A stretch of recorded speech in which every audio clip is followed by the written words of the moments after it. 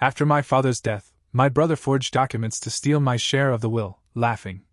"You're too weak to fight me in court." When I challenged him, he cut me off financially and told everyone I was a greedy liar. At the will reading, he smirked. "You'll be leaving with nothing." I leaned in, smiled, and said, "Funny, that's exactly what the judge just said about you." This still feels surreal to talk about, but I think it's time I get it off my chest. This is about how my own brother tried to steal my share of our dad's estate by forging a will, and how I went from being called a liar to proving exactly what he was. I'm not using real names for legal reasons, but I'll refer to my brother as Derek. And me? Just call me Sam. My dad passed away in 2021. Heart attack. It was sudden and brutal. No warning. I was the one who found him, actually. He didn't show up for breakfast, and that wasn't like him. I went over to his house, used the key he gave me, and found him on the recliner. Looked peaceful, but gone. That day ripped something out of me. Dad was the kind of man who didn't say a lot, but when he did, it meant something. Old school. Mechanic turned small business owner. Built his garage from nothing. Eventually owned the land, then the property next door, then another 2 buildings in town. Nothing fancy. Just steady, quiet success. He was the kind of man who bought things in cash and taught you how to change your own oil by age 10. He raised me and Derek mostly on his own after Mom passed when I was in college. Cancer. Derek had just started dating some woman in California at the time, so he was barely around. No surprise. Derek always floated in and out of the family. Big smiles at Christmas, then silence for months. That was just him. Anyway. After Dad passed, I was grieving hard. I'd been taking care of him the last few years. He had some minor health issues, nothing major, and I helped out at the garage whenever I could. I was still working my own job at the time, but I stayed close. Derek flew in 2 days after Dad died. He made a big show of being sad. Tears in front of people. Hugging strangers at the funeral. I didn't even cry like that, and I loved Dad with everything I had. We were supposed to meet with Dad's lawyer, Mr. Callahan, to go over the estate. Derek asked me to give him a couple days alone first, said he wanted to handle things. I was drained emotionally and didn't think much of it. That was a mistake. When I finally got to Callahan's office, he looked confused. Said, "Didn't you sign the amendment yesterday?" I blinked. "What amendment?" He paused, and I could see the alarm creep onto his face. "Derek came in yesterday. He said you both agreed to a revised version of the will. Something your father supposedly signed last minute." My stomach dropped. Let me be clear, Dad and I had discussed the will before. We sat on his back porch maybe 2 months before he died. He told me flat out that everything would be split 50-50. Said he didn't trust Derek with full control. Said I had common sense, and wouldn't let the place fall apart. And now I'm hearing there's a new will? I asked to see it. It was, well, it looked official. Dated 3 weeks before Dad died. Signed and notarized. But it gave everything to Derek. Every property. Every asset. Every dollar. And it said I was to receive his personal effects. Basically his old watches and a photo album. That's when it got real. Callahan was immediately suspicious. Said it didn't match my father's usual wording. Dad had worked with him for 25 years. The guy knew his voice, the way he structured things. But now there was this new, cleanly typed document, signed by some notary in Indiana? We live in Illinois. Callahan didn't outright say it was fake, but his tone made it obvious. "It's unusual," he said. When I confronted Derek, he didn't even blink. "Dad changed his mind," he said, smiling like he'd won a prize. "He wanted someone strong running things. You just mess it up." I said. "You faked it." He shrugged. "You can try to prove that. But you won't. And even if you could, you couldn't afford it." Then he looked me in the eyes and said something I'll never forget. "You're too weak to fight me in court." That night I couldn't sleep. I felt sick. Angry. Betrayed. But more than anything, I felt ashamed. I let him get in first. I let him pull this crap. Then he started calling our family. Telling everyone I was trying to take what wasn't mine. Told them I was twisting Dad's words. And trying to cash in. Some of my own cousins stopped replying to me. One aunt blocked me. My own fiancé's mom asked me quietly if there was any truth to what Derek said. It crushed me. Meanwhile, Derek started cleaning out the business. Moved into Dad's office. Changed the locks. Transferred titles. Cancelled my access to anything financial. I got an email from the bank saying I was removed from the estate account, and that Derek had logged in 3 times that day. He told our employees I was just the younger brother, and no longer involved. It was like he was trying to erase me. But here's the thing, I didn't back down. I went back to Callahan and told him everything. He got serious real fast. Said he'd seen this kind of fraud before, but it was rare, especially between siblings. But the moment I told him about the notary being out of state, he made a call. Quiet. Careful. That's when the balls started rolling. We brought in a forensic expert. Someone who analyzes handwriting and signature pressure. I pulled out old birthday cards and lease documents my dad had signed. Callahan pulled up legal contracts from years ago. The signatures didn't match. Worse? The notary stamp was real, but the notary herself didn't keep a log of the visit. She said she vaguely remembered signing something for Derek as a favor. No ID check. No witness. Nothing. Which is not how a legal notarization works in Illinois. So now we had a fake signature, an invalid notary, and proof that Derek filed the forged will after Dad died. And Derek had no idea we were building this case. I didn't tell anyone. Stayed quiet. Let him run his mouth. Let him gloat. Let him tell everyone at Thanksgiving I'd been cut out. Because I was too soft. But every night, I was putting together a wall of evidence. I talked to Dad's accountant. Found out Dad had never discussed a revised will. Not once. I found voicemails of Dad telling me, "We're splitting it, simple and fair." Just 2 weeks before he died. Even the garage manager had a voicemail from Dad saying he was proud of me and hoped I'd keep the place alive. We got sworn affidavits from old friends, neighbors, even his pastor. All saying Dad was clear about his intentions, and that he never mentioned leaving everything to Derek. Still, it wasn't enough. Not yet. So I went deeper. I hired a private investigator. Not kidding. Out of pocket. Hurt my savings, but it was worth it. The guy pulled Derek's financials. Found out he'd already started transferring money out of the estate and into an LLC registered in Nevada. That's what shady people do when they want to hide assets. He even listed himself as owner of the business, something that wouldn't be possible unless the will was valid. It was pure greed. And through it all, he thought I was doing nothing. Thought I was sitting home, crying into a beer. He had no idea what was coming. The court date was set. I challenged the will's validity in probate court. I had every document lined up. Every expert ready. Every shady move Derek made, printed in color and tabbed. He was so confident, he showed up late to court. Wore sunglasses inside. Didn't bring a lawyer, just some guy he met through his girlfriend who did real estate law. Or something. He looked at me before we walked in and said, "You'll be leaving with nothing." I didn't say anything. I just smiled. Because I knew what the judge was about to say to him. He strutted into that courtroom like he was about to collect a trophy. The judge was this older woman, maybe mid-60s, gray hair pulled tight, no nonsense. She gave Derek one look and asked, "Are you representing yourself?" He smirked. "No, this is my guy." Nodding to his lawyer, who honestly looked like he just crawled out of a frat house basement. No briefcase. No files. Just a manila folder and a crooked tie. Meanwhile, I had Callahan, 2 paralegals, and a literal briefcase full of receipts. We had organized binders, tabs, videos, timelines, signed affidavits. My lawyer's opening statement was clean and calm. "This is a case of document fraud, financial abuse, and deliberate misrepresentation." Derek's guy said something about family disagreements and unfortunate misunderstandings. The judge didn't look amused. The first twist came when the judge asked to see the new will. The original document that Derek claimed was signed 3 weeks before Dad died. She held it up and asked about the notary. Derek said, "Yeah, Dad signed it with a witness. It was legal." She raised an eyebrow. "Your father was in the hospital during this time, yes?" That was our cue. Callahan stood up, dropped a stack of medical records on the bench. "Your Honor, the decedent was under heavy medication for a respiratory infection on that date. He was receiving 24-hour care and was not permitted to leave the hospital, per physician orders." The judge paused. "So you're saying he was too ill to sign legal documents?"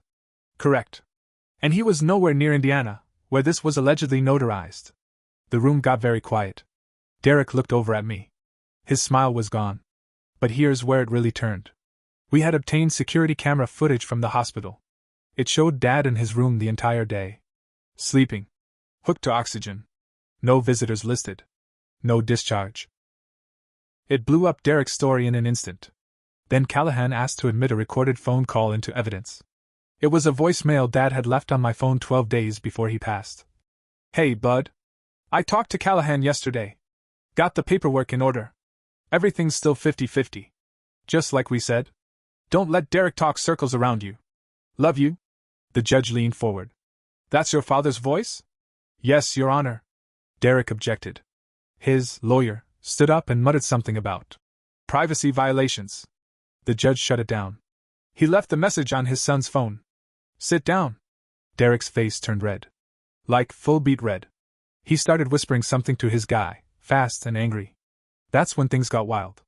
Callahan calmly handed over one last piece of evidence, an audio recording from Derek's ex-girlfriend. Turns out, she had gotten tired of his lies. They'd broken up messy a few months back. I never met her, but my PI had tracked her down. She was more than willing to help. In the audio, Derek is laughing, drunk, bragging about how easy it was to fake a signature. And that Sam's too stupid to fight me. He literally says, and I quote, "I already moved half the money. Idiot won't even know what hit him." The courtroom froze. The judge didn't say anything right away.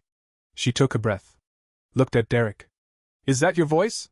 He looked like a trapped animal. I don't know. That could be anyone." She shook her head slowly.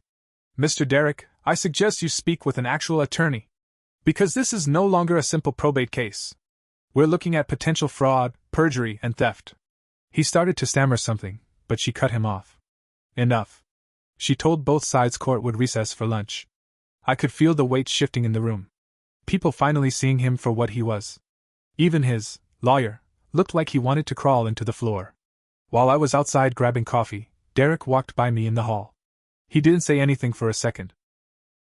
Just looked at me. Then he finally muttered, "You think you're smart? You think you'll win just because you got lucky?" I stared at him. "It's not luck. It's Dad. He's still protecting me." That hit him. His mouth opened like he had something to say, maybe to fight back, maybe to scream, but he shut it and walked away. After lunch, Derek didn't come back. His lawyer showed up alone. Told the judge Derek had a family emergency and was unable to continue today. The judge didn't buy it. She gave him 48 hours to return and said if he didn't, she'd issue a bench warrant for contempt of court. The next morning, I woke up to a string of texts from mutual friends. "Yo, did Derek really skip court? He's posting on Instagram from Florida?" Sure enough, he was at a pool, drink in hand, tagging some club in Miami. A story that said, "Catch me if you can." This man, my brother, literally fled the state in the middle of a fraud case. And that's when the court turned nuclear. The second Derek skipped court and started flexing on social media like he was some kind of Bond villain, everything escalated fast. Callahan saw the posts. Yes, we printed them out. The judge saw them too. She didn't even flinch. Bench warrant? Signed. But here's the twist I didn't expect. Skipping court wasn't just disrespect. It changed the legal playing field. Because by doing that, Derek officially lost his ability to defend himself in court. The judge ruled that the original will, the one he forged, was inadmissible moving forward, and the court would proceed using only verified documents. That meant Dad's real will, the 50-50 split, was back in the game. I thought that was it. But then the IRS got involved. See, remember that private investigator I hired? He wasn't just digging into Derek's assets for fun. He filed something called a Form 3949A, basically a whistleblower form that lets you anonymously report someone for tax fraud. Turns out, Derek had been moving money through fake LLCs, but not reporting it. He didn't just forge a will. He committed tax evasion. 3 days after the court hearing, I got a call from an IRS special agent. I'll never forget the first thing he said. "This guy's been busy." They'd found that Derek had transferred nearly $180,000 out of Dad's estate account before it was even legally settled. Then he moved it through 2 Nevada-based shell companies. One was supposedly a consulting firm. The other a real estate holding company. Both were registered to P.O. boxes and had no actual business filings. It was money laundering. Plain and simple. And here's where it got even crazier. One of the LLCs, the real estate one, had my signature on a document. A forged signature. As if I had agreed to sell one of Dad's buildings to Derek for $1. That's when I snapped. He didn't just try to screw me out of my inheritance. He tried to frame me to cover his own tracks. I filed a police report immediately. Callahan filed a civil fraud complaint the same day. Now we had state-level fraud, federal tax fraud, and document forgery all pointing at Derek. And the court hadn't even ruled on the estate yet. But Derek? Still partying. He posted a photo 2 days later at some beach bar with a caption. "Winners don't need approval." So we sent the photo, timestamped, geotagged, directly to the county sheriff's office. And just when I thought the twists were over, another one hit. Out of nowhere, I get a message on Facebook from a name I didn't recognize, Rachel. "Hi. You don't know me, but I'm Derek's ex-wife. I have information that might help you." Ex-wife?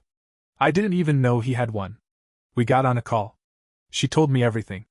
Turns out, Derek had been married years ago, super short term, when he was in his early 20s. She said it ended bad, like really bad. Abuse, debt, manipulation. He'd lied to her parents, tried to get her to sign over part of her inheritance from her family, and when she refused, he took off. But she still had documents. She had old emails, messages, and a legal complaint she filed back then, never followed through because she couldn't afford to. And one of the emails? It had the same exact wording as the fake will Derek made for Dad. Verbatim phrases. He literally recycled his scam. We added that to the file. Callahan labeled it "Pattern of Fraudulent Behavior" and handed it to the judge. That same afternoon, the court approved an emergency freeze on Derek's assets.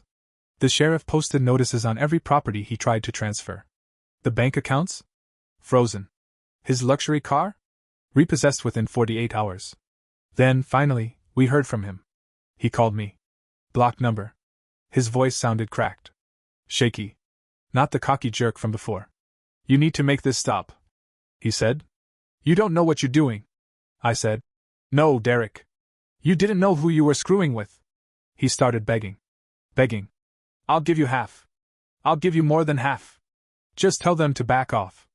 I didn't respond. I just hung up. Then forwarded the call log to Callahan and the court-appointed investigator.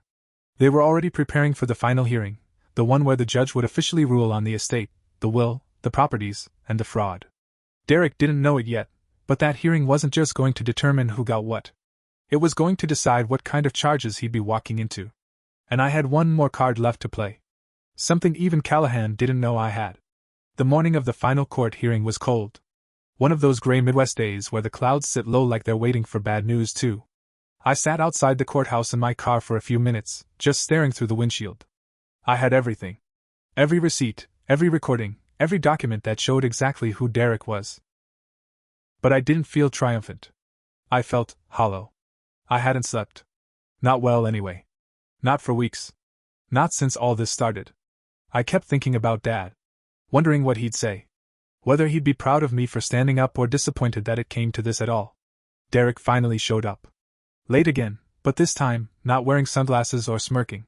He looked worn down. Eyes sunken, thinner than I remembered. Like the pressure had finally cracked something in him. He had a real lawyer with him now. Not the guy from before. This one came in with a stack of folders and a sour look on his face like he already knew he was losing. The courtroom was full this time. Word had spread. A few distant cousins showed up, curious faces in the back rows. Even old man Gerber from down the street sat in, and he barely leaves his porch. Callahan was calm. Always was. We didn't say much before it began. Just a small nod. That was all I needed. The judge called the session to order and started summarizing the case: the forged will, the fraudulent signatures, the false notarization, the financial transfers, the audio evidence, the medical records, the LLCs, the fake sales. Derek didn't look at me. Not once. Then Callahan stood up and said, "Your Honor, with the court's permission, we have one last piece of evidence to submit." He motioned to me. I pulled out a small USB drive. The judge waved for the clerk to bring it up. "It's a video," I said. "My father recorded it 4 months before he died. He emailed it to me, said to only watch it if things went bad after he passed. I never showed it until now because I didn't want to believe we'd need it." The courtroom went still. The judge allowed it. The bailiff plugged in the drive and set it up on the monitor facing the room. Then Dad's face filled the screen. He was in his backyard. Wind chimes behind him, sun shining over his shoulder. He looked tired but strong. Voice steady. "If you're seeing this, something went wrong. I hoped it wouldn't. I hoped Derek would do the right thing. But I know my boys. And if you're in court right now, Sam, I need you to remember, I saw this coming. I know how Derek is. I love him, but I don't trust him. And if he forged anything, lied about my wishes, or tried to take what was yours, you fight. You fight. Because he won't stop unless someone makes him. Everything is to be split 50-50. That's final. If he's telling people otherwise, he's lying. And if he forged my name, I'm sorry. I never meant for this to be a burden. He paused. Looked down. Then back at the camera. Don't let him win. Not this time. The screen went black. The silence after that was heavier than anything I'd ever felt. Derek finally looked at me. And I swear, for the first time in his life, I saw shame on his face. The judge didn't waste words. She declared the forged will void. Officially reinstated the original, the 50-50 split. She ordered a full estate audit and referred Derek for criminal prosecution. When she banged the gavel, it felt like the loudest sound in the world. But it wasn't over yet. As people started filing out, Derek stood up. Walked toward me. Callahan stepped in front of me, but I told him to move. Derek looked like he was about to cry. But not out of guilt. Out of panic. Like a man watching his life fall off a cliff. I didn't think you'd go this far, he said, voice low. I stared at him. You stole from Dad. You lied to everyone. You tried to frame me, Derek. He looked around like maybe someone would step in, stop this from being real. But nobody did. He opened his mouth again. I was broke. I didn't know what else to do. That hit harder than I expected. He wasn't evil. He was just weak. A coward who always thought charm could save him. You didn't have to do this, I said. You could have asked for help. I knew you'd say no. I didn't respond. There was nothing left to say. He started crying. Just standing there, shaking. I felt a pang of something, not pity, not quite, but I turned and walked away. A cousin tried to talk to me outside. Said something about family being complicated. Another uncle asked if there was any chance I'd forgive Derek someday. I told them the truth. I don't know. Because I didn't. Over the next few months, things unraveled fast for him. IRS opened an investigation. The business accounts were frozen until everything could be audited. He tried to sell one of the properties and got hit with a court injunction. His house, the one he tried to buy using estate funds, went into foreclosure. He sent me a letter once. Handwritten. Said he was sorry. Said he didn't expect me to respond, just wanted me to know he messed up. That he knew Dad would be ashamed of him. That he wished he could undo it all. I read it once, then put it in a drawer. I haven't responded. Now I run the garage. It's not what I planned, but it's honest work. Feels like I'm carrying something forward instead of just cleaning up a mess. The people in town still talk. Some think I should have let it go. Others call me a hero. I don't feel like either. I just feel tired. Sometimes I still dream about Dad. Sometimes I think I hear his voice when I'm locking up the office. He used to say, "There's no such thing as a small lie. Only lies you haven't been caught in yet." He was right. I don't know if Derek and I will ever talk again. I don't think it matters anymore. What matters is that the truth came out, no matter how ugly it got. And that, for once, he was the one who had to live with it. Funny. That's exactly what the judge said about him.